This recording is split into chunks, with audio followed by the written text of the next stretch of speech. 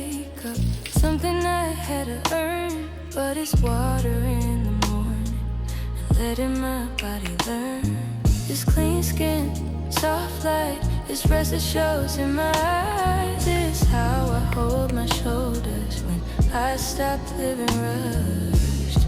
I don't chase it, I make space for it.